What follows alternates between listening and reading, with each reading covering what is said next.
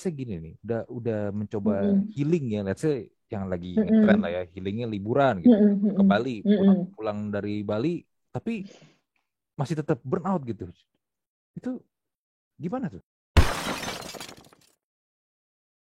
Welcome to Talk Podcast. Let's talk now bersama gua Andri, dan untuk guest episode kali ini gua kedatangan seseorang wanita ini untuk kedua kalinya dia jadi guest, Flavia Sungkit, founder dari Ikigai Consulting dan seorang psikolog. Apa kabar Flavia? Halo Fandri, kabar baik. Iya, Kabar baik, Flavia puji ini Tuhan. Walaupun deg-degan ya, lagi apa? Omikronnya lagi naik ya. Oh iya benar. Udah nyentuh 3.000 ya per hari ya.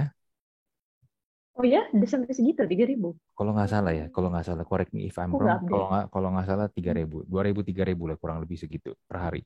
Ya, mudah-mudahan bisa kita lewati lah ya. Jangan sampai kayak tahun kemarin di bulan Amin. Juli yang Delta tuh ngeri Mm-mm. banget. Nah, Ya, anyway, gue ngundang Flavia. Sebelumnya gue pengen nanya sama lu. Kemarin lu sempet kayaknya cukup gundah gulana karena film layangan putus. curcol doang. Iya. Kenapa film layangan putus? Ya, for your information, banyak yang nonton. Salah satu istri gue juga nonton di itu kan, Iya. di salah satu platform OTT lah. Gue nggak nyebut mereknya karena nggak dibayar sama mereka, ngapain? Mm-mm. Gue sebutin. Oke, oke. Jangan, belum jadi sponsor ya. Iya.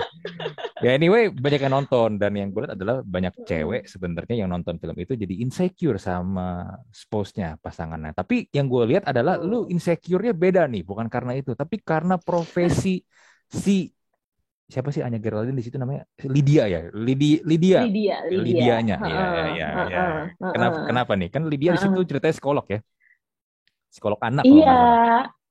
iya, psikolog anak. Sebenarnya just kayak questioning kenapa di awalnya ya. Cuma Hmm, berusaha berpikir kritis aja, hmm, mengkritisi gitu ya. hmm, Kalau kayak kenapa sih profesi psikolog yang dipilih gitu? Ya walaupun after itu banyak juga yang bilang kan just film lah. Ya mungkin realitanya hmm, juga ada seperti itu dan sebagainya. hmm, Soalnya kan aku memang nggak sekarang kayak nggak update lah, cuma nonton episode awal belum nonton lagi gitu. Cuman hmm. cerita aslinya kan aku baca-baca juga dan profesi yang asli cerita aslinya kan bukan psikolog gitu. Oh, ada Terus cerita kayak aslinya. kenapa sih?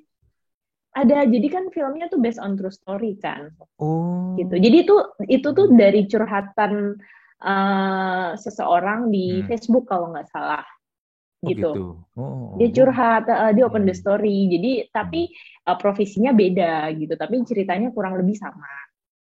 Jadi Oh, dia share di Facebooknya kalau nggak salah. hmm. Terus dijadiin film.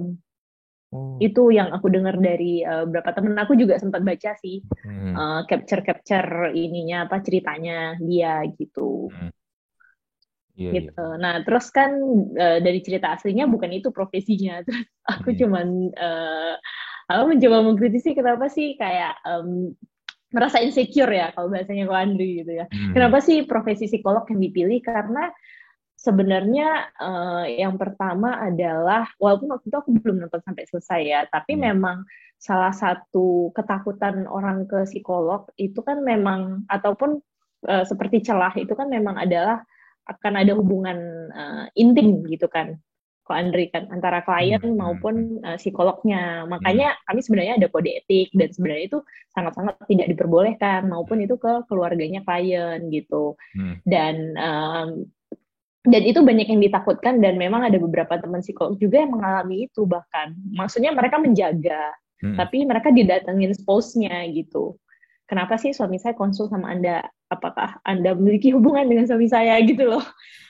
Padahal hmm, mereka tidak hmm, melakukan hal tersebut gitu. Dan hmm, menurut aku pribadi mungkin karena sudah lama di bidang ini dan hmm, itu jadi sesuatu ketika diangkat di film kan itu juga akan raise isu gitu kan, Pak Andri. Padahal sekarang kita aja lagi mengedukasi orang bahwa ke psikolog tuh aman loh dan sebagainya gitu. hmm, Apalagi kalau psikolog tuh kan kerjaannya memang kita lebih konseling, banyak ngobrol, banyak share masalah pribadi gitu kan. Jadi benar-benar sangat sensitif gitu dan ruang buat ke arah situ memang lebih apa ya ibaratnya lebih lebih ada kemungkinan kan. gitu, lebih rentan ya bahasanya. Bener. Karena kalau menurut gue ya ada baiknya kalau memang ada curhat gitu ya. Lebih baik sebenarnya jangan ke lawan jenis sih. Apalagi kalau curhatnya udah berhubungan dengan, aduh pasangan gue begini nih, pacar gue begini nih. Itu biasanya tuh jadinya baper, ikutan baper jadinya tuh. Akhirnya bablas. Kebanyakan kalau lawan jenis Iya ya. ya, amannya ya, iya betul betul. Tapi kalau ke psikolog kan Hmm. harusnya kami juga sudah ada kode etiknya Hmm. dan eh, kami juga tidak bisa memilih klien kan loh. Iya sih, benar. Ibaratnya masa ada klien lawan jenis, oh Hmm. enggak, saya cuma terima perempuan, saya nggak Hmm. terima laki-laki. Nah itu kan nggak Hmm. mungkin gitu.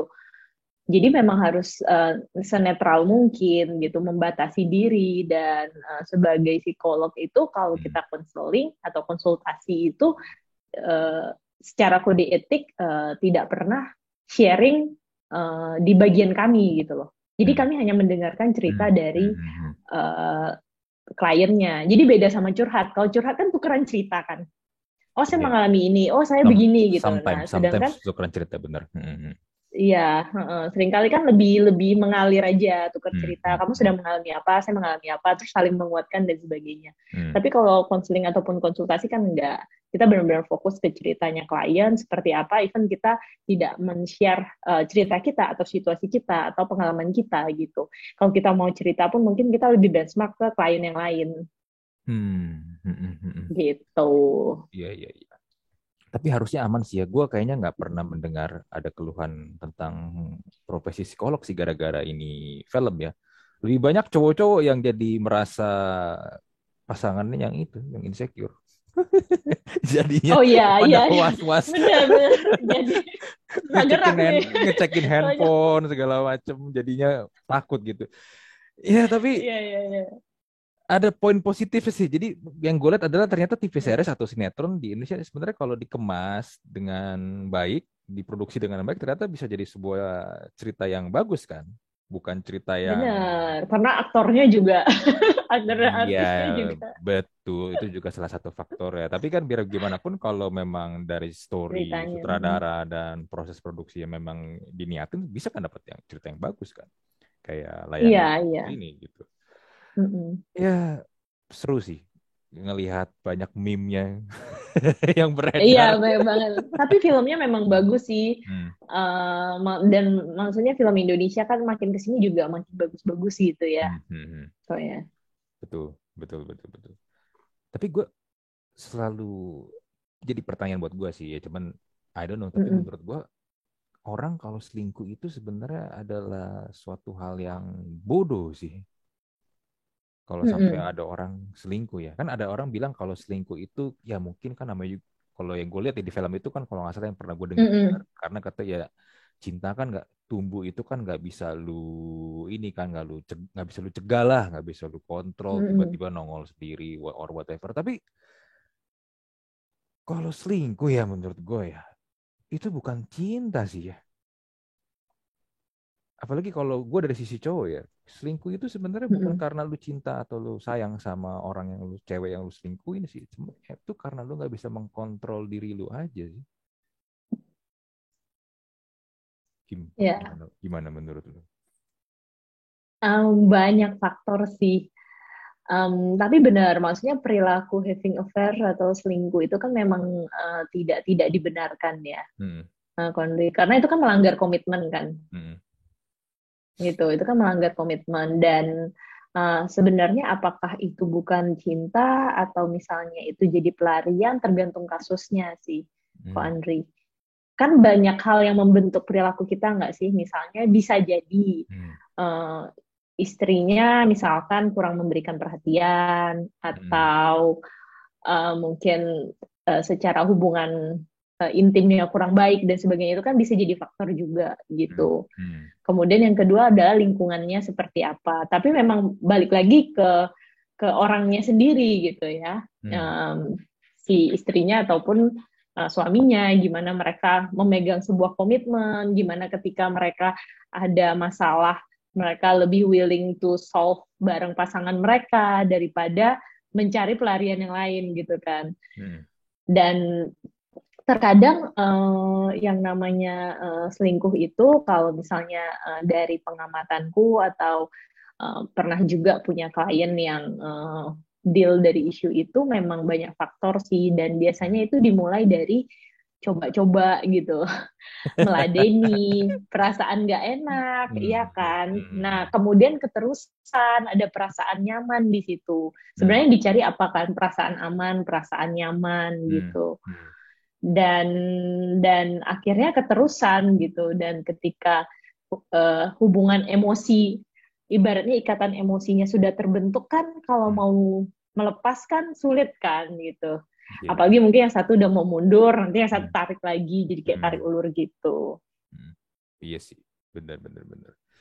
Ya tapi bisa sih kalau selingkuh, gue nggak pernah lihat ya orang kalau selingkuh tuh nggak sampai nggak berujung dengan seks sih, ya kan? Biasanya berujung-ujungnya pasti Mm-mm, mm-mm, ujung-ujungnya having sex kan antara mm-mm. si Betul. yang dua orang yang berselingkuh ini kan, nggak pernah nggak gitu. I don't know kalau misalnya emang mau cari komitmen lagi kah atau gimana. Ya maksud gue kadang-kadang bullshit sih, memang lu yang lu cari sebenarnya seks sih sebenarnya. Ya, ujung-ujungnya ke sana ya. Iya, bisa kan Maksudnya kan ujung-ujungnya hubungan ke sana kan? ya ya pasti melibatkan itu ya. Hmm. Biasanya terutama untuk pasangan yang sudah menikah ya. Hmm. Iya kan? Mm-mm. Mana Biasa ada? dari perhatian pasti ujung-ujungnya ke sana gitu, Iya. hubungan intim. Mm-mm. Gue nggak pernah lihat gitu atau nggak pernah dengar kalau misalnya ada orang berselingkuh. Oke nih gue selingkuh sama lu, gue pengen merit sama lu, yuk kita ketemu orang tua lu, gue pengen menikah sama lu. Jadi nggak bener-bener kayak bener-bener mau merit beneran gitu loh. Gue jarang banget atau Iya hampir iya iya hampir nggak iya. pernah lihat yang kayak begitu-begitu. Yang ada-ada ujungnya ntar ya just having sex, habis itu udah kalau antara Iya, ketahuan atau memang akhirnya salah satu dari mereka ya udah ilfil atau narik diri, udah paling gitu kan biasanya bubarnya kan. betul betul betul. Ada beberapa orang yang juga merasa sembunyi-sembunyi itu lebih seru, lebih menantang gitu. Iya sih. Secara psikis ada, Hmm. memang mereka lebih merasa nyaman seperti itu, kepuasannya berbeda dan Hmm. sebagainya. Cuman mungkin harus tanya ahli di bidang itu ya. Hmm. Kira-kira ada secara psikologis tuh ada kecenderungan apa sih gitu. Tapi setahu saya memang ada beberapa orang yang memang eh, memangnya melakukan itu karena sadar juga gitu, nggak hanya terbawa. Hmm. Hmm. Betul, betul, betul. Ya inilah ya, mudah-mudahan setahu gue udah habis ya, udah ini kan, udah episode terakhir Iya, ya. baru selesai ya film. Ya, Mm-mm. udah episode terakhir ya. Semoga udah ininya juga vibe-nya juga udah kelar ya. Mungkin para suami atau para cowok yang kemarin dicurigai terus mungkin sekarang udah mulai bisa ini kan. Rasa-rasa Iya, insecure mulai hilang gitu ya, mulai insecure redup. mulai hilang, mulai bisa ya inilah merasa tenang. Ya anyway, kalau misalnya Hmm. sampai kena kasus selingkuh gitu ya, diselingkuhin gitu ya. I don't know, sekarang Hmm. kan juga ada rame ya istilah healing ya. Berarti kan kalau misalnya ada orang yang diselingkuhin Hmm. kan pengennya healing gitu kan. Self healing Iya, lah iya. or whatever itu sebenarnya itu istilah healing or self healing itu kapan sih nongolnya?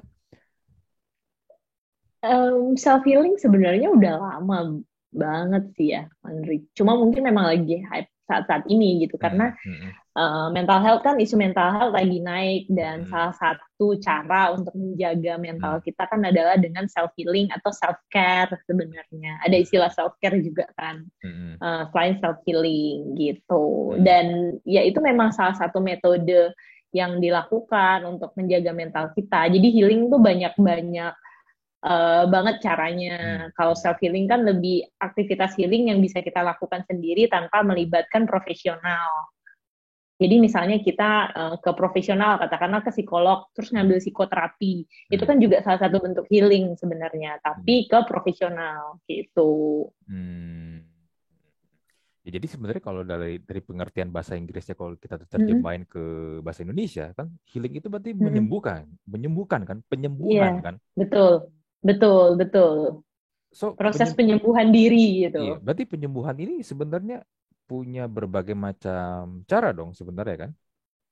Betul, betul. Punya berbagai macam cara. Cuman memang istilah ini Hmm. lebih sering digunakan untuk konteks akhir-akhir ini ya, lebih sering digunakan untuk konteks mental health gitu kan. Hmm. Tapi kenapa yang gue Gitu. perhatiin kalau orang healing itu biasanya ujung-ujungnya pada liburan? Oh, gue mau healing nih. Dia mau healing atau healing liburan gitu ke Bali atau Udah kemana? liburan gitu. Iya iya, healing. Oh, gue liburan. Emang Ya benar, benar dong. Liburan salah satu bentuk self healing gitu. iya gue tahu gitu salah satu bentuk self healing. Cuman Hmm, memang hmm. jadinya yang gue lihat tapi gini loh, kayak seakan-akan kalau yang gue lihat di sosmed apalagi ya, kalau lu mau healing, lu mau self healing, lu harus liburan. Ya ya, misuse gitu ya jadinya Iya ya. iya iya. Nah masalahnya kan kalau lu mau liburan itu kan ada cost dong, lu harus siapin biaya juga dong.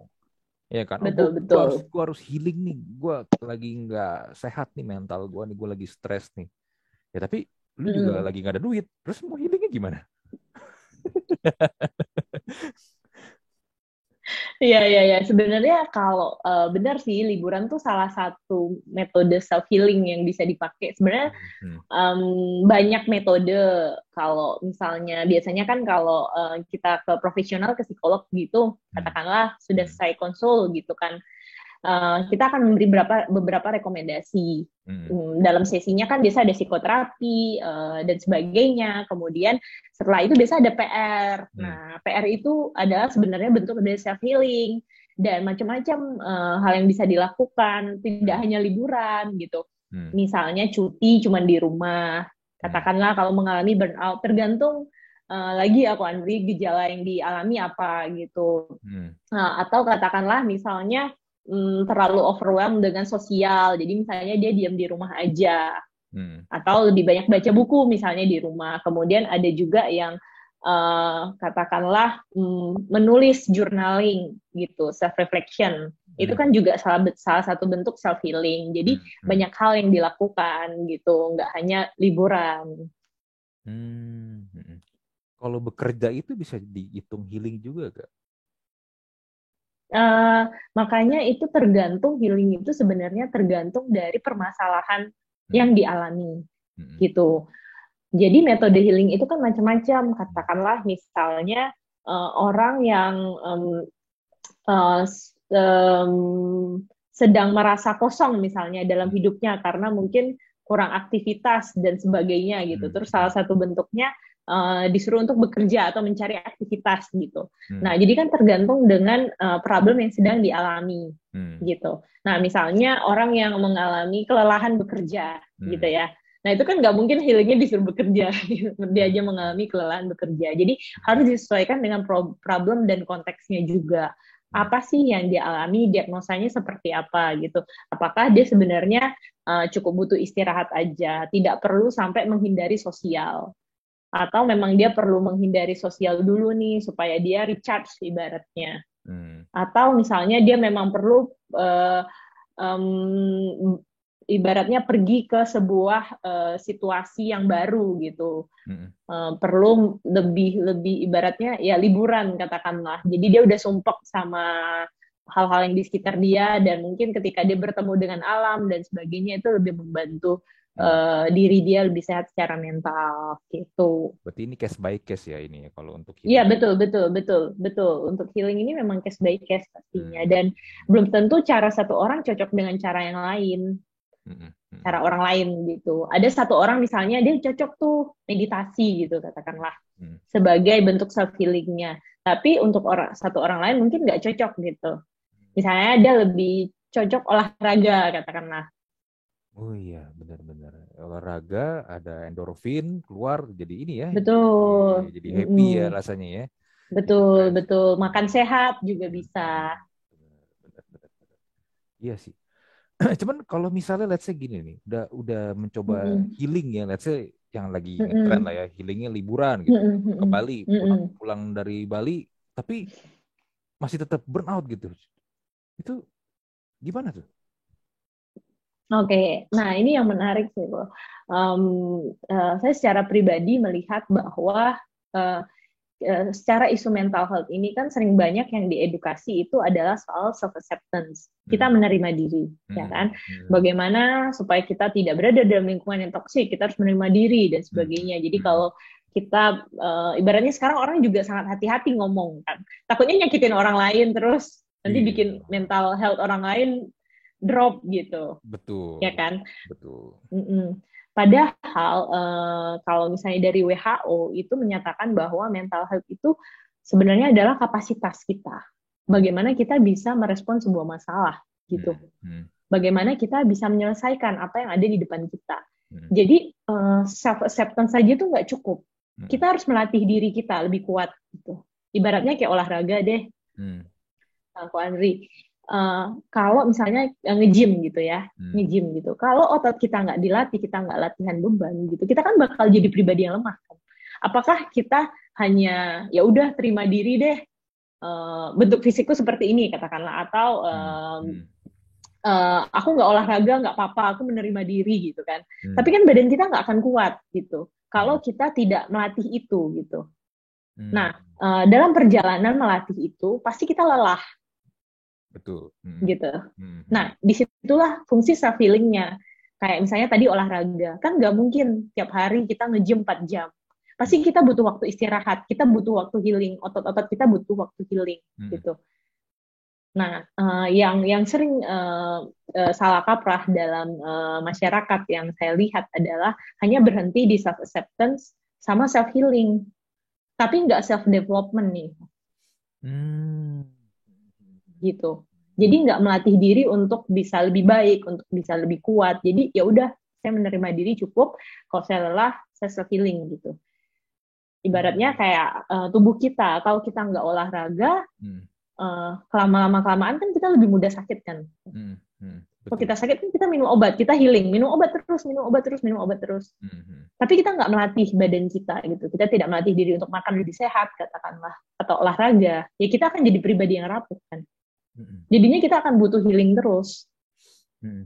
Berarti sebenarnya gitu. Prosesnya itu hanya baru setengah jalan ya, bisa dibilang ya kan, baru dari healing baru acceptance, terus baru healing, tapi tidak ke development seperti tadi yang lu bilang. Ya nggak heran ya, mungkin kalau yang gue perhatiin kalau orang-orang seperti ini habis liburan, habis healing or whatever itu masih burn out, masih tetap komplain dengan hidupnya, dengan kerjaannya. Ya mungkin salah satu solusi sebenarnya mungkin dia harus cari kerjaan baru sebenarnya, maybe. Tapi ya dia tidak mendevelop itu ya, jadinya yang nggak akan pernah kelar dong sebenarnya. Betul, jadinya kayak yang tadi aku bilang ketika orang tidak melatih dirinya untuk misalnya makan sehat ataupun olahraga, akhirnya ketika sakit kan minum obat terus gitu kan. Benar. Akhirnya butuh healing terus, balik lagi ke situ. Nah, begitu juga dengan isu mental health ataupun self healing gitu. Kita menerima diri, tapi bukan berarti kita tidak menjadi diri kita yang lebih baik gitu. Bukan berarti kita tidak improve. Nah, dalam prosesnya itu apabila kita merasa lelah gitu. Nah, kita berhak untuk ngambil waktu untuk self healing. Nah, apa yang mesti dilatih? Mindset kita, emosi kita, dan sebagainya yang terkait dengan sisi psikologisnya gitu. Jadi katakanlah kalau misalnya kita punya mindset gitu ya, jadi paling gampang apa ya, kalau di kerjaan jadi yes man gitu ya, pengen nyenangin semua orang lain, pokoknya disuruh A disuruh B oke, terus gitu kan. Nah kita merasa lelah gitu dan kita self healing katakanlah, tapi kita tidak belajar untuk say no. Kita tidak belajar untuk mengubah mindset kita. Nah, akhirnya kita akan mudah lelah terus kan. Jadinya kita akan self-healing terus kan. Dan perilaku itu lama-kelamaan kan juga tidak akan diterima sosial gitu. Sulit untuk diterima sosial. Misalnya sering ambil cuti, walaupun katakanlah sebuah perusahaan udah sangat-sangat memperhatikan well-being karyawannya. Tapi kalau misalnya ngambil lift terus gitu kan, ngambil cuti terus karena tidak bisa memanage stresnya, tidak bisa memanage well-beingnya dengan baik, itu kan juga akan menjadi sebuah isu gitu. Kenapa ketahanan mental seseorang ini begitu rendah katakanlah dibanding yang lain? Bener-bener. Ini contoh yang bagus sih ya. Kalau tadi lu bilang seorang yes man ini kelar liburan, dia balik lagi ke kantor, dia tetap yes, semuanya diiyain sama dia ya. Iya, bubar udah. Sama aja bohong. betul, betul, betul gitu. Nah, Hmm. juga ada case kedua nih, Hmm. Pak Andri. Katakanlah dia tahu ini bahwa dia seorang yes man Hmm. dan dia berusaha untuk say no, Hmm. gitu ya. Dia berusaha untuk mendevelop dirinya. Hmm. Nggak semua project saya katakan iya gitu. Saya nolak deh satu dua project. Hmm. Dan dalam prosesnya dia stres karena dia melakukan hal yang tidak biasa dia lakukan, katakanlah. Mungkin Hmm. ada yang komplain ke dia. Hmm. Biasanya kamu tuh gampang, sekarang kok Hmm. nolakan gitu kan. Hmm. Hmm. Dalam prosesnya dia merasa lelah dan dia ngambil waktu untuk self healing. It's okay kan. Hmm. Tapi dia develop di situ. Itu dua dua tadi case pertama dan case kedua kan mereka sama-sama ngambil self healing. Hmm. Tapi proses yang dilakukan kan berbeda gitu. Nah, ketika dia balik, si orang ini ketika dia balik, dia akan lebih, ibaratnya dia recharge, dan dia juga akan tetap konsisten untuk melatih dirinya, untuk don't say no, Hmm. Benar, gitu. benar, benar, benar. Ada proses kalau di yang kasus yang kedua ya, contoh kedua. Kalau yang di Betul. pertama ya nothing change, nggak ada perubahan sama sekali di hidupnya dia, di dirinya dia kan. Jadinya ya berulang-berulang terus. Terus tadi kalau tadi lu pakai contoh kalau sakit, healingnya minum obat, ya minum obat kan ada efek samping kan. Betul, betul. Dan minum obat itu kan menyembuhkan, Hmm. tapi tidak melatih kita. Iya, betul sih, betul. Dan kalau yang gue lihat sebenarnya problem lain adalah begini, orang tuh terlalu gampang untuk ini sih ya, self diagnose dirinya sendiri gitu. Ya, ya, karena terlalu banyak istilah mental health yang muncul gitu ya. Betul Um, sekali. Apa sih itu? Gaslighting, apalagi tuh yang oh ya banyak guys, banyak tahu bermunculan nggak? toxic or toxic relationship, toxic or whatever gitu. Itu itu kan dulu nggak ada loh istilah kayak begitu loh. Sekarang nongol loh kayak Bener. gitu. Iya, ya istilah marketing ya. Tapi Hmm. serius deh kok. Hmm. Aku tuh coba ingat-ingat waktu aku kuliah psikologi selama berapa tahun ya total ya. Aku ngambil satu ke S2 6 lah ya. 6 tahun gitu kan. Iya, sama S2 6 tahun lah Kayaknya ya. tuh, uh, uh, uh, kayaknya tuh selama kuliah tuh nggak pernah dengar istilah itu ya. Apa gue kuliahnya dalam bahasa Indonesia? Iya. Jadi memang ada beberapa istilah yang even aku juga baru dengar gitu. Ah, Apa kan. aku kurang baca buku ya? Ya ada tapi kan Tapi sekarang beneran deh. ngetren kan Tapi bener, bipolar. tapi bener. Kalau bipolar kan sebenarnya ya itu istilah Udah ada, udah ada. sudah ada, Ya tapi sudah ada. lucu ada orang dengan bangga mengklaim dirinya gue bipolar. Gue Waduh, bipolar kan gangguan jiwa. iya, ya. Lu bangga Seperti gitu. apa ya, mendramatisasi atau mengglorifikasi bahasanya ya. Iya. Seperti kalau kena mental tuh sesuatu yang apa namanya keren atau menjadi apa ya, menjadi isu yang seksi sebenarnya. Betul. Padahal kalau kena bipolar sebenarnya ya Hmm. ampun susah banget loh gitu. Maksudnya orang-orang yang benar mengalami bipolar siapa Hmm. sih yang mau gitu kan? Mereka harus struggling dengan emosi mereka naik turun. Itu kan capek banget gitu. Hmm. Bener, bener, Dan bener. memang sih tren untuk self diagnose ini jadi ya karena ibaratnya contohnya deh paling gampang itu insomnia ya, yang paling general gitu ya, Hmm. Hmm. Andrea, Hmm. insomnia gitu. Hmm. Hmm. 1 malam, 2 malam nggak bisa tidur langsung gue insomnia. Padahal, Itu bukan insomnia, padahal lu lagi keseruan nonton Netflix aja kadang-kadang.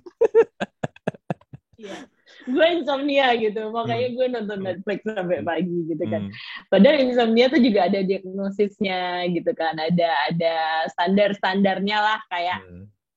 sama halnya kayak penyakit COVID gitu kan, mesti dites dulu, mesti di rapid dulu, Iya. mesti di PCR dulu, baru Hmm. tahu lu COVID apa enggak gitu. Jadi Hmm. sama halnya dengan mental health juga, Hmm. ada diagnosis-diagnosis yang harus ditegakkan. Jadi sangat-sangat berbahaya untuk self diagnose gitu. Hmm. Dan apa yang kita pikirkan bisa beneran apa kejadian loh gitu, apa yang akan terjadi. Gitu. Karena kita akan mengarahkan perilaku kita ke sana. Kalau kita nggak berhati-hati untuk mendiagnosa diri. Oh iya benar. Ada kecenderungan orang itu pengen menjadi seperti yang dia ini ya, yang dia lihat ya, walaupun sebenarnya dia nggak dalam kondisi itu sebenarnya kan. Betul, betul. Dan nanti akan mengarahkan perilakunya malah ke sana kan gitu. Karena dia mensugesti dirinya. Hmm. Hmm. Hmm. untuk mengalami aku sedang mengalami ini gitu. Aku sedang mengalami bipolar gitu misalnya. Hmm. Aku ada seorang yang bipolar. Padahal emosinya naik turun misalnya katakanlah karena ada case tertentu. Hmm. Bukan karena sesuatu yang random gitu. Kalau orang bipolar kan Hmm. triggernya kurang jelas ya. Jadi mereka bisa mengalami dan ada level-level ekstrimnya gitu. Hmm. Tapi misalnya karena kita satu hari mungkin kalau perempuan katakanlah lagi PMS gitu, Hmm. terus moodnya naik turun gitu kan, itu kan nggak bisa kita bilang aduh gue lagi bipolar hari ini gitu kan.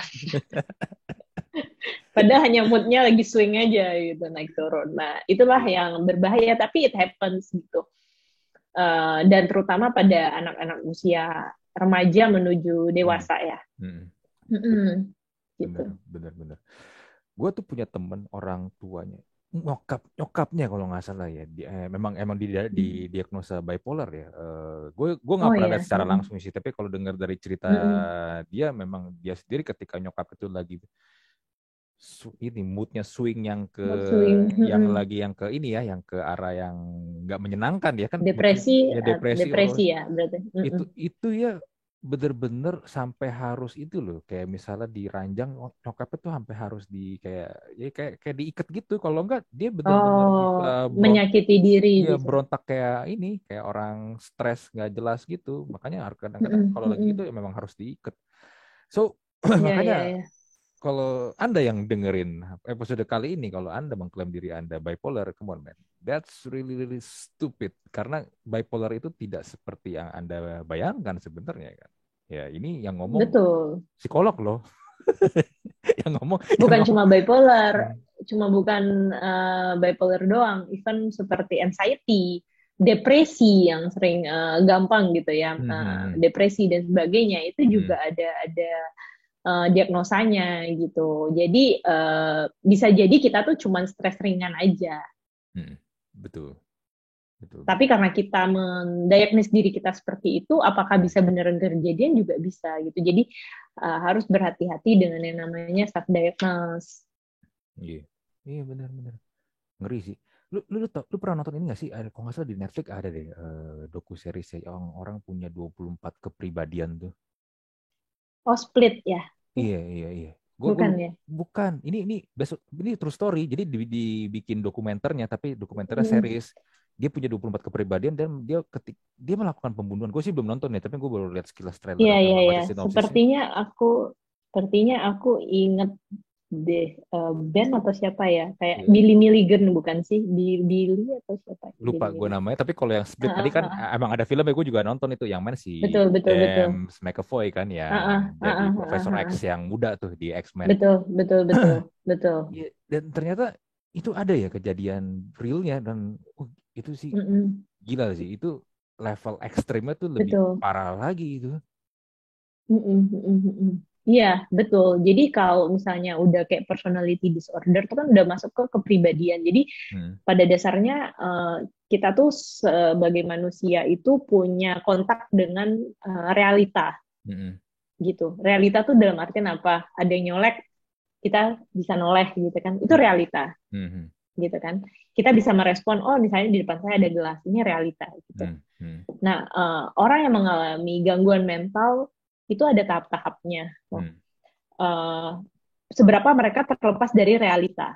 Hmm. Makanya kalau orang yang terkena gangguan mental, kadang ada yang kalau kita panggil-panggil dia nggak noleh. Hmm. Karena dia tidak bisa merespon realita tersebut. Gitu. Hmm. Hmm. Dan ada juga yang separuh-separuh. Kadang masih bisa merespon, kadang lepas dari realita. Itu sebenarnya kalau yang udah gangguan ekstrim. Nah, Hmm. untuk yang masalah DID ya, atau dissociative identity disorder, atau biasa yang orang bilang gangguan kepribadian gitu. Hmm. Nah, itu kan salah satunya adalah dia juga lepas dari realita dan dia membentuk dirinya yang lain, membentuk dirinya yang lain, membentuk dirinya yang lain. Jadi kalau ketika mereka lagi ibaratnya sadar gitu ya, Hmm.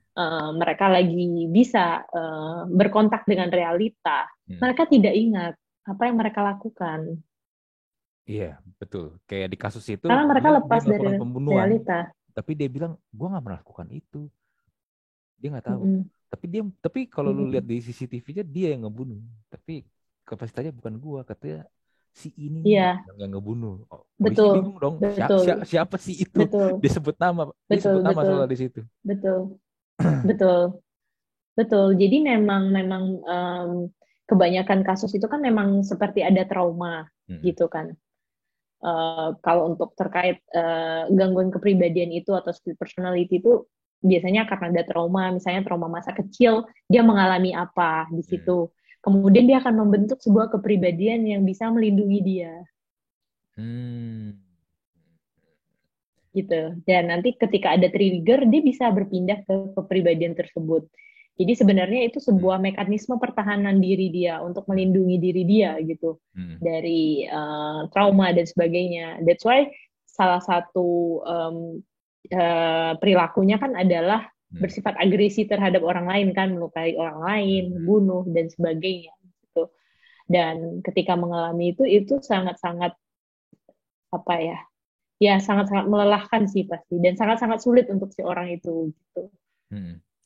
Nah, kalau dari penjelasan lu tadi bisa jadi sebenarnya yang tadi kan kita bahas sebelumnya adalah banyak orang-orang kan Mm, ya self diagnose ya kan, mereka merasa oh gue mm, kayaknya kena gangguan ini nih, mental yang ini nih.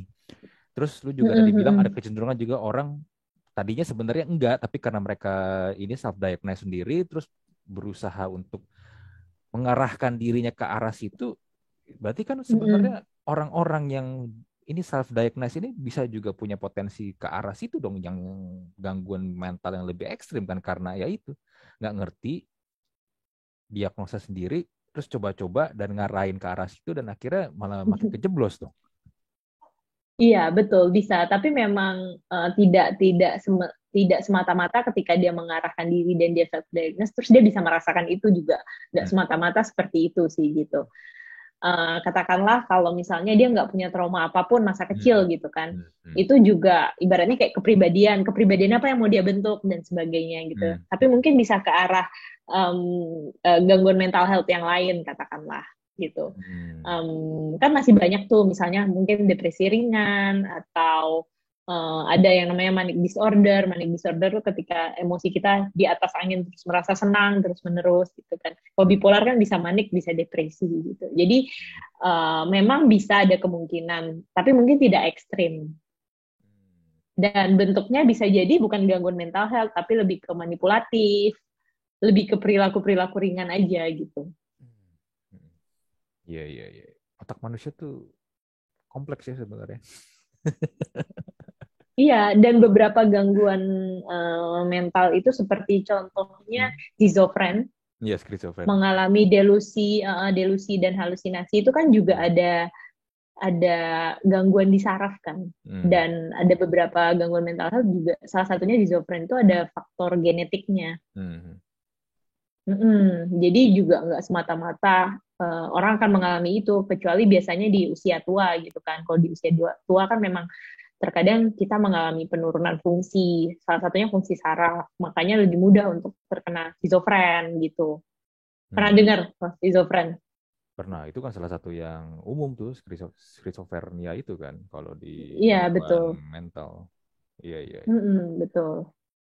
Tapi gini loh Flavia, kan dari semua berbagai macam gangguan dan juga tren orang-orang sekarang ini, Mm. sebenarnya yang jadi concern adalah gimana sih caranya supaya kita tuh nggak kejeblos gitu loh. Apalagi sebenarnya yang lebih mengkhawatirkan orang-orang yang masih usia muda ya, yang masih labil sebenarnya emosinya kan. Mm-mm. Ya, ya. Sebenarnya yang bisa kita lakukan tuh yang pertama kita mesti aware dengan kapasitas kita gitu. Kita harus mengenali kemampuan mindset kita, kemampuan emosi kita, terus kapasitas kita mungkin berbeda dengan orang lain. Dan kita juga harus paham bahwa blind spot kita di mana sih, titik lemah kita di mana sih. Katakanlah, oh Hmm. saya nggak bisa, paling nggak bisa dikritik katakanlah. Tapi Hmm. mungkin untuk Ko Andri lebih gampang dikritik tuh nggak masalah. Tapi mungkin Ko Andri punya blind spot yang lain gitu. Hmm. Hmm. Katakanlah nggak bisa apa ya dibohongi misalnya gitu Hmm. kan. Hmm. Sementara kalau saya mungkin masih ya yang namanya white lies tuh nggak apa-apa lah gitu ya. Hmm. White lies katakanlah. Hmm. Hmm. Tapi mungkin kok Andri nggak gitu. Jadi kita mesti aware dan yang mesti kita jaga trigger ini sih.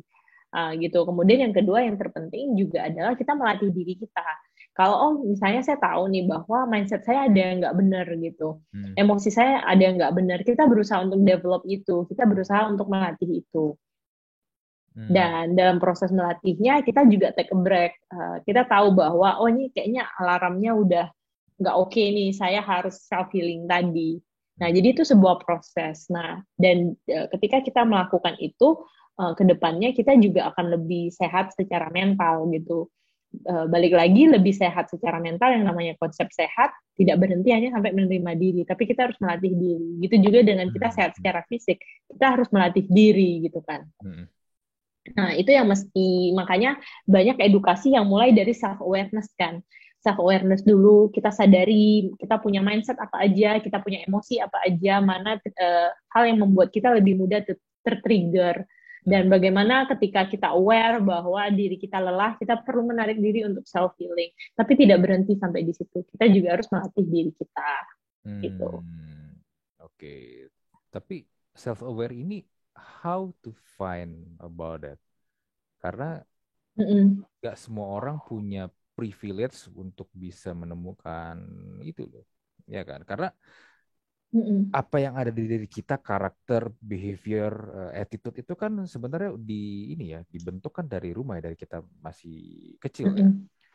Nah, sometimes Mm-mm. kan buat sebagian orang itu kan ya udah jadi kebiasaan gua, udah hidup gua sehari-hari kayak kayak begini gitu loh. Mm-mm. Temen kan untuk menemukan itu Mm-mm. nggak gampang. Andai kan misalnya ada yang kasih tahu pun, some people will deny karena Mm-mm. merasa gua nggak kayak gitu kok, enggak ah. Mm-mm. Mm-mm. Mm-mm. Oke. Sebenarnya hal paling simple untuk melatih atau meningkatkan self awareness adalah ngomong sama diri sendiri sih, Oke, gitu. ngomong sama diri sendiri maksudnya di Self depan talk. depan depan cermin gitu.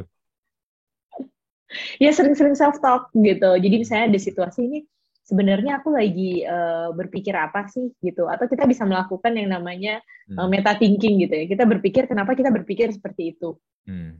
Gitu. Kira-kira mindset apa yang saya punya? Misalnya, kenapa saya ngerasa, katakanlah tadi, saya nggak suka dikritik orang lain, Hmm. misalnya. Saya Hmm. berpikir bahwa, kenapa ya, saya melakukan meta thinking gitu ya, Hmm. kenapa saya nggak suka dikritik orang lain? Kenapa saya bisa berpikir hal tersebut gitu? Hmm. Nah, dari situ kita bisa trace back. Case-nya apa ya? Oh, mungkin waktu kecil saya itu sering dikritik papa mama saya. Jadi saya sangat sensitif gitu. Jadi ada triggernya. Nah, kita bisa lihat dari situ. Oh, oke, berarti kalau next ada yang mengkritik saya nggak bisa langsung menggeneralisir orang tersebut seperti papa mama saya, gitu. Hmm. Hmm. Atau mungkin saya harus ngobrol nih sama papa mama saya untuk menyelesaikan masalahnya. Kalau misalnya itu mungkin. Dan saya harus melatih diri untuk, misalnya Hmm. saya bisa journaling ketika saya dikritik orang lain, saya harus melihat logikanya. Hmm. Katakanlah, oh saya dikritik karena katakanlah saya melakukan kesalahan dalam pekerjaan, itu hal yang wajar Hmm. gitu. Dan itu yang bisa dilakukan untuk meningkatkan self awareness dan melatih gitu kan. Kita juga melatih di situ. Jadi kayak tadi, oh saya tidak berhenti sampai katakanlah saya sadar bahwa saya orangnya nggak bisa dikritik. Hmm. Ya udah, saya aware tuh sampai di situ aja kok. Hmm. Saya self awareness gitu kan. Saya tahu trigger saya tidak bisa dikritik. Hmm. Tapi saya tidak melatih itu, tidak berlatih diri untuk menerima kritikan. Saya Oke. hanya menerima diri saya aware aja gitu. Nah, itu juga jadinya kita tidak ibaratnya tidak improve ya, tidak develop gitu. Dan itu yang yang sedikit berbahaya untuk kita ke depannya karena kan bisa numpuk. Tapi balik lagi dari pertanyaannya, nah, kok Andri yang bisa dilakukan ya self talk sih. Kita banyak-banyak melakukan meta thinking, kemudian kita juga melihat pattern perilaku kita dan sebagainya gitu. Hmm. Karena Hmm. kadang misalnya orang-orang ke profesional gitu ya, Hmm. atau menggunakan psikotes untuk lebih mengenal dirinya. Kan banyak metode ya, bisa nanya orang lain, bisa minta feedback dan sebagainya. Tapi sebenarnya yang paling tahu kan diri kita sendiri. Hmm. Kita tuh maunya apa, needs-nya apa, kita itu motifnya apa. Makanya evaluasi diri kan penting banget ya. Kalau Andri, beberapa orang ternama mereka juga biasanya ngambil waktu kan untuk berefleksi gitu, Hmm. Hmm. untuk sendiri gitu. Entah metodenya macam-macam, ada yang doa kek, ada yang mungkin olahraga, ada yang suka lari. Sebenarnya kan ketika kita olahraga kita juga lagi sendiri dan pasti pikiran itu kan selalu berjalan Hmm, gitu. Nah, hmm, hmm. hal-hal tersebut juga bisa membantu kita lebih self aware. Hmm, hmm, hmm, hmm. Iya, iya, iya, iya. Iya sih, gue juga kalau misalnya olahraga lagi nge-gym atau gue lagi jogging, gue sebenarnya prefer sendiri sih. Karena satu kalau gue Mm-mm. ada orang atau ada temen, kecenderungannya malah jadi Mm-mm. ngobrol, exercise-nya jadi nggak terlalu optimal karena kan ya ada teman Mm-mm. kan ngobrol. Terus yang Ya kedua, benar. bener sih kata lu. Sometimes kalau lagi sendiri itu lagi olahraga tuh bener sih, pikiran kita jadi Mikir lebih, kan, jadi iya, iya, iya. kemana-mana. Iya, Iya, iya, iya, iya. Kadang-kadang merenung, kenapa ya kayak begini ya? Kenapa kemarin begitu? Kenapa hari ini begini? Iya sih, bener, bener, bener. Mungkin kalau gue sendiri ya, kalau contohnya gue ya, mungkin gue mm-mm. sendiri udah sering self talk tanpa gue sadari kali ya. Maybe. Kalau gue. Betul. Mm-mm.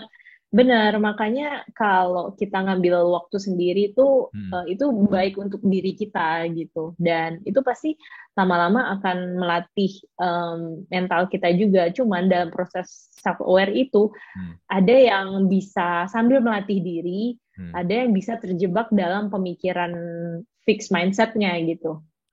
Oke, iya, iya, benar, benar, benar. Berarti Ya kan, kan? berarti Dan gini, sorry, kalau gue potong, berarti kan gini, mm, kalau ini sendirian, orang ini juga nggak paham-paham banget, nggak ngerti sebenarnya harus bagaimana. Karena gini, ini kan pengertian begini kan, knowledge seperti ini kan, nggak semua orang, sekali lagi nggak semua orang tahu ya, nggak semua orang punya knowledge ini kan, nggak semua orang juga, apalagi di betul. negara kita yang orang-orangnya pada Mm-mm. ini ya, malas baca, bisa jadi Mm. kayak tadi lagi balik ya, diagnosa diri sendiri kan akhirnya kan. Benar, benar. Jadi instead of berpikir problem solving ya, Hmm, atau apa yang bisa saya lakukan supaya hmm, saya tidak mengalami ini lagi, hmm. malah berpikir, oh ya jangan-jangan aku begini ya, Iya, istilahnya apa? gitu. Overthinking kalau anak sekarang ngomongnya. Overthinking, betul. Istilah lagi tuh, overthinking. Iya. Betul. Dan itu that's why ketika ke profesional biasanya diajarin kayak gitu tuh. Gimana sih cara menata pikiran sebenarnya? Menata the way of thinking kita. Ada orang-orang yang secara natural bisa kan membentuk, maksudnya tanpa harus ke profesional, secara alamiah dia bisa gitu. Tapi memang ada beberapa orang yang perlu dibantu untuk menata cara berpikirnya. Dan balik lagi, trigger setiap orang kan berbeda-beda. Kadang mungkin kita bisa berpikir logis di hal yang kita tidak punya pengalaman buruk di situ. Tapi kalau ada pengalaman buruk di situ, bisa jadi untuk berpikir problem solving atau lebih logik itu sulit gitu, karena kita punya trauma di situ. Iya, bener sih. Gitu. Dan kalau tadi kayak lu bilang self awareness-nya itu kayak tadi gue bilang self talk, ngomong sama diri sendiri, berusaha Mm-mm. mencoba itu kan seperti ini ya. Melucuti diri lu satu demi satu sampai ngelihat titik lu yang paling lemah kan. Itu kan nggak nyaman sebenarnya. Betul, betul. Dan at the end kan, bagaimana kita bisa jujur terhadap diri sendiri dan nggak membohongi diri. Iya, itu nggak nyaman tuh. Gue aja ketika waktu Benar. itu mau mencoba proses seperti itu, jadi kan gue pernah kan waktu itu ikut semacam kayak Mm-mm. adalah kayak kayak begitu kan. Itu Mm-mm. nggak nyaman sih menurut gue karena ternyata itu harus mengorek luka-luka lu di masa lalu, masa kecil terutama. Betul, betul, betul. Ada proses yang sampai ke sana kan memang. Dan ya, tapi itulah sebuah proses gitu. Sama halnya Hmm. ketika Ko Andri olahraga deh nge-gym. Hmm. Habis itu kan otot juga sakit ya. Iya, benar. Sakit sih. Dan ketika lagi sakit itu justru otot lagi sedang dibentuk sebenarnya kan. Bener, bener gitu. Jadi sebenarnya filosofinya tuh mirip banget dengan kita menjaga kesehatan tubuh kita kok. Cuman karena kesehatan mental nggak terlihat gitu ya. Benar, benar. Mental lu Sebenarnya nggak ketika bisa kita flexing soalnya. betul nggak kayak otot diginiin kelihatan gitu kan. Iya. Hmm. Tapi itu akan terlihat ketika kita menemukan masalah Iya sih. gitu. Itu akan terlihat ketika kita merespon sebuah situasi. Mm-mm. Dan di situ akan terlihat hasil latihan mental kita gitu. Mm-mm. Ya, ya, ya, benar-benar. Itu yang membentuk karakter-karakter masing-masing orang ya jadinya kan ya. Gitu. Jadi sebenarnya ketika kenapa sekarang mungkin banyak tren mindfulness juga, sebenarnya itu latihan, adalah bentuk latihan gitu. Hmm. Kayak tadi yang kata Andrea, bagaimana melucuti diri kita. Kadang kita nggak nyaman loh, katakanlah ketika kita marah, tapi kalau kita pikirkan lagi, jangan-jangan aku bukan merasa marah, jangan-jangan aku merasa takut, tapi perilakunya jadi marah. Mm-mm. Marah yang menutupi rasa takut ya. Iya, bisa jadi. Atau aku merasa cemas sebenarnya. Hmm. Katakanlah case di pekerjaan ya, kita marahin bawahan kita, gitu Hmm. kan, karena dia kerjanya nggak benar. Hmm. Nah, ketika kita punya self awareness yang baik, hal yang kita lakukan adalah kita berpikir kan, kita marahnya itu kenapa ya gitu. Oh ternyata aku punya rasa takut nih. Kalau dia ngelakuin kesalahan, gue juga kena Hmm. Hmm. Hmm. Hmm.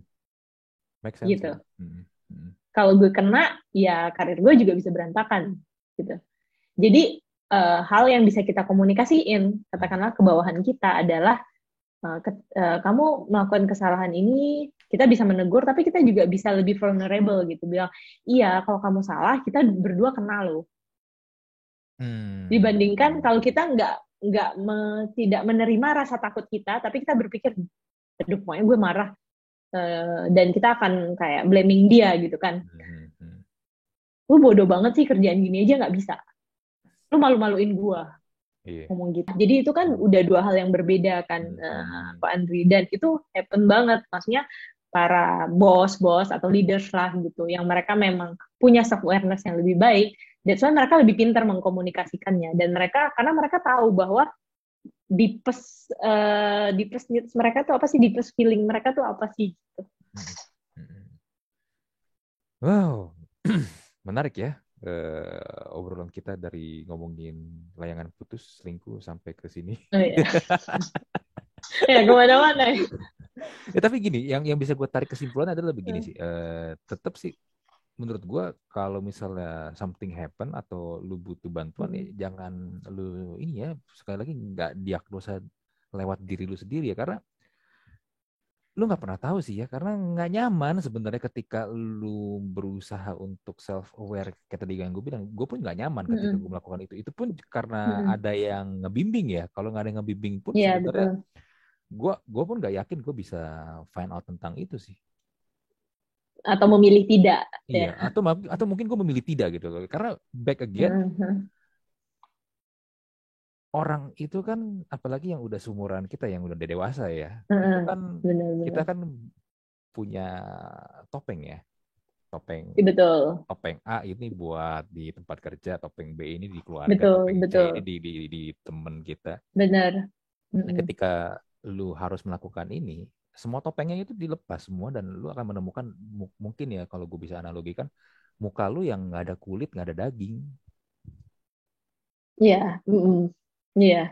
Bentuk kita yang sesungguhnya kan Iya, gitu kan. bener. Bentuk kita yang sesungguhnya. Ya, mungkin kalau kita kayak sekarang ini kita lagi podcast, kita lagi rekaman, mungkin ini adalah topeng gua yang sedang gua gunakan untuk sebagai seorang host podcast atau mungkin lu sendiri Betul, topeng lu yang lu gunakan sebagai lu seorang psikolog.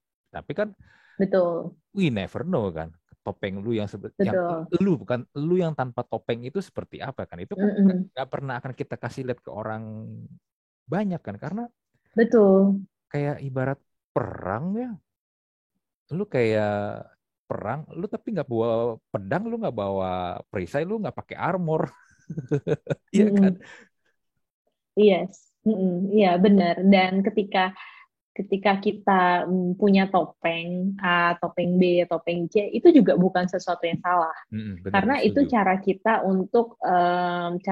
untuk berperilaku atau menyesuaikan Hmm, diri hmm, hmm, dengan lingkungan. Bukan berarti kita fake hmm, gitu. hmm. Iya bukan fake. Tapi back again kita paham nggak diri kita yang sebenarnya. At least ketika saya pakai topeng ini, Hmm, saya tahu tujuannya apa hmm, hmm, hmm, hmm, hmm. gitu. Dan saya tahu bahwa ini untuk apa. Nah, yang salah adalah ketika memang kita terlarut-larut dalam topeng tersebut gitu kan. Kita berusaha menjadi apa yang pengen kita tampilkan. Dan ketika ada sesuatu yang terjadi, kita nggak menyadari diri kita. Katakanlah, aku terlalu into banget dengan topengku sebagai psikolog gitu ya, Kak Andri. Nah, ketika ada segala sesuatu yang terjadi, aku bilang bahwa aku psikolog, aku harusnya bisa mengatasi semua masalah. Padahal aku juga adalah seorang manusia biasa, katakanlah, yang mungkin juga seperti orang lain punya sisi lemahnya dan sebagainya. Nah, kalau aku juga hidup dalam topeng tersebut, pada akhirnya aku akan capek sendiri dan itu kayak bom waktu kan, nanti akan meledak. Gitu. Mungkin aku jadi dingin gitu kan. Aku jadi dingin, terus ketika ada sesuatu mungkin lebih ekstrimnya akan muncul di mimpi buruk, katakanlah. Karena tidak pernah self-talk, karena tidak pernah menerima, walaupun misalnya katakanlah aku seorang psikolog, tapi aku tuh paling nggak bisa loh dikritik orang lain misalnya. Atau aku punya pride yang sangat tinggi. Itulah Flavia yang sesungguhnya, katakanlah. Dan aku tidak melatih diri di situ, tidak menerima diri di situ. Wah, kalau ada segala sesuatu yang terjadi, maka aku akan lari ke topeng-topeng ini. Gitu. Ya, ini agak filosofi sih ya. Kalau ngomong ini, tapi kira-kira begitu. Iya, betul. Nggak apa-apa lah, kan Ikigai juga sebuah filosofi kan. Anaknya filsuf. Ya anyway, gue sih bisa bilang ya kalau misalnya butuh bantuan ya kayak gue lagi ngobrol sama Flavia ya, buat Anda yang lagi dengerin episode kali ini kan Flavia juga buka ini ya, konsultasi di Ikigai Consulting-nya di platform media ya, maybe Anda bisa pakai sih untuk servisnya. Gue juga waktu itu kan pernah ini kan ngobrol juga sama dia tentang apa tuh Ikigai, kenapa dia bangun Ikigai Consulting segala macam di episode berapa gitu, gue lupa, pokoknya ada, nanti bisa dicek ya. Dan dia banyak menyediakan juga orang-orang yang memang punya spesialitinya masing-masing ya, benar ya Flavia ya, betul di platformnya. Jadi ya mungkin kalau lu punya kebutuhan apa, lu bisa minta tolong ke situ gitu. Dan harusnya harga bersahabat ya. Bersahabat dong. Kan orang suka takut ketika kalau ke psikolog mahal gitu, katanya ada yang bilang. Start from 100.000 buka harga di sini. Ya maksud gue nggak inilah ya, masih terjangkau lah setidaknya kalau memang butuh bantuan. Yes. Dan memang kalau kita memang sesuai experience-nya ya, biasanya semakin experience-nya semakin lama, biasa harga juga menyesuaikan. Jam terbang bahasa.